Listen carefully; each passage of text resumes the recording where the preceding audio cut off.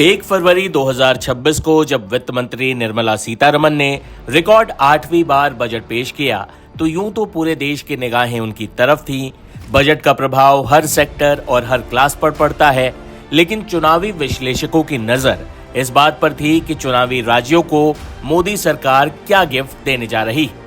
चुनावी राज्य जहां जल्द ही विधानसभा चुनाव होने वाले हैं। पहले आपको बता देते हैं कि किन राज्यों में जल्द ही विधानसभा चुनाव होने जा रहे हैं। ये राज्य हैं पश्चिम बंगाल, असम, तमिलनाडु, पुदुचेरी और केरल।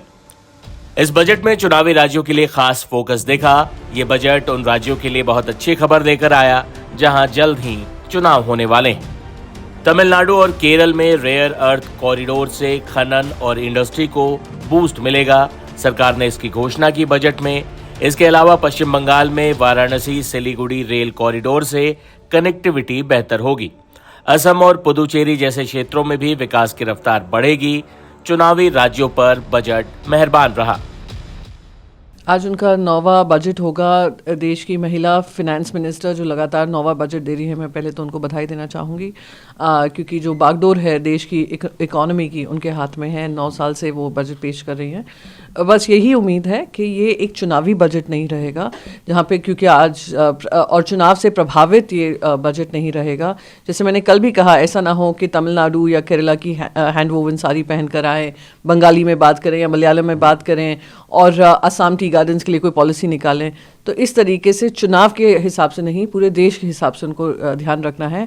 और देश भर में, चाहे वो हमारे एक्सपोर्टर्स को तकलीफ हो, चाहे वो वीकनिंग रुपी का इशू हो, चाहे वो टैरिफ्स का इशू हो और जियोपॉलिटिकल जो सर्कमस्टांसेस हैं उससे कैसे देश को कुशन रखेंगी। और जीडीपी, इकोनॉमिक सर्वे बता रहा है जीडीपी लगातार ग्रो कर रहा है, पर उसकी जो इट डजंट मैच जो पर कैपिटा देश का इनकम है उसके साथ ही साथ doesn't match with jobs creation.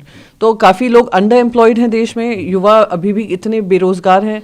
तो उसको किस तरीके से वो स्टिम्युलेट करेंगी ग्रोथ को, जो वो जॉब्स और से और क्रिएट हो पाएँ। जो महंगाई की मार आप बता रहे हैं वो इसलिए ज़्यादा तकलीफ देती है कि जनता की सैलरी नहीं बढ़ रही है, खर्चे उनके बढ़ते जा रहे हैं।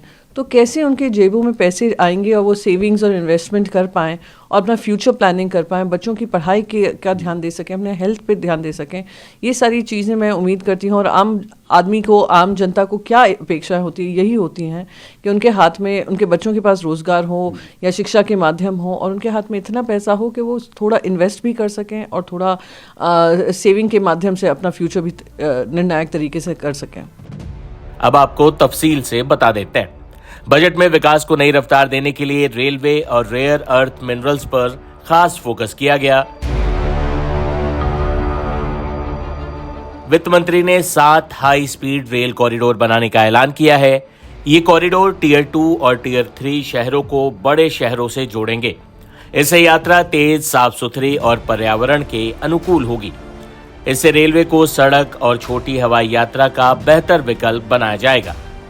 बजट के मुताबिक पुणे मुंबई, पुणे हैदराबाद, हैदराबाद बेंगलुरु, बेंगलुरु चेन्नई, हैदराबाद चेन्नई, दिल्ली वाराणसी और वाराणसी से सिलीगुड़ी तक इसमें शामिल है। ये खास तौर पर पूर्वी भारत और पश्चिम बंगाल के लिए फायदेमंद होगा, जहां चुनाव होने जा रहे हैं।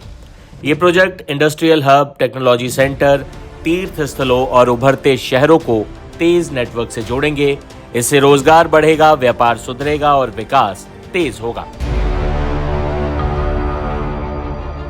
इसके अलावा रेयर अर्थ मिनरल्स जैसे परमानेंट मैग्नेट बनाने वाले खनिज में भी भारत अभी चीन पर बहुत अधिक निर्भर है। इसे कम करने के लिए बजट में 4 खनिज समृद्ध राज्यों में डेडिकेटेड रेयर अर्थ कॉरिडोर बनाने का ऐलान किया गया, जिसमें ओडिशा, केरल, आंध्र प्रदेश और तमिलनाडु शामिल है। इन कॉरिडोर से खनन, प्रोसेसिंग, रिसर्च और मैन्युफैक्चरिंग को बढ़ावा मिलेगा। वित्त मंत्री निर्मला सीतारमन ने कहा कि नवंबर 2025 में रेयर अर्थ परमानेंट मैग्नेट की स्कीम शुरू की गई थी। अब हम ओडिशा, केरल, आंध्र प्रदेश और तमिलनाडु जैसे राज्यों को डेडिकेटेड रेयर अर्थ कॉरिडोर बनाने में मदद करेंगे। इससे आत्मनिर्भर भारत बनेगा। इलेक्ट्रिक वाहन, इलेक्ट्रॉनिक्स और डिफेंस सेक्टर मजबूत होंगे और रोजगार के नए मौके पैदा होंगे। ओडिशा, तमिलनाडु और आंध्र प्रदेश में डेडिकेटेड मिनरल पार्क भी बनाए जाएंगे। In order to promote environmentally sustainable passenger systems, we will develop 7 high-speed rail corridors between cities as growth connectors, namely Mumbai to Pune, Pune to Hyderabad, Hyderabad to Bengaluru, Hyderabad to Chennai, Chennai to Bengaluru, Delhi to Varanasi, Varanasi to Siliguri.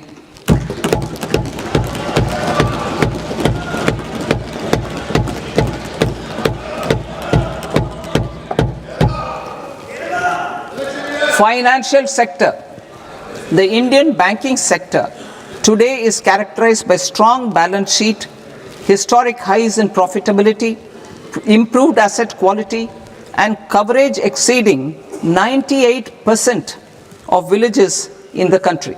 At this juncture, we are well placed to futuristically evaluate the measures needed to continue on the path of reform-led growth of this sector.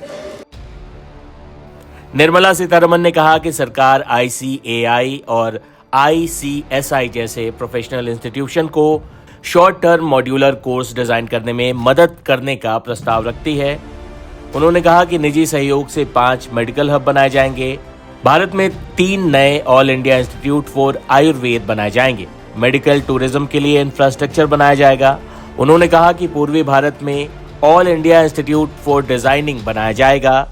Higher education में महिलाओं की भागीदारी को और बढ़ाने के लिए हर जिले में महिला हॉस्टल बनाए जाएंगे। कुल मिलाकर ये बजट आत्मनिर्भरता, तेज विकास, नई तकनीक और साथ ही चुनावी राज्यों में निवेश पर केंद्रित दिखा।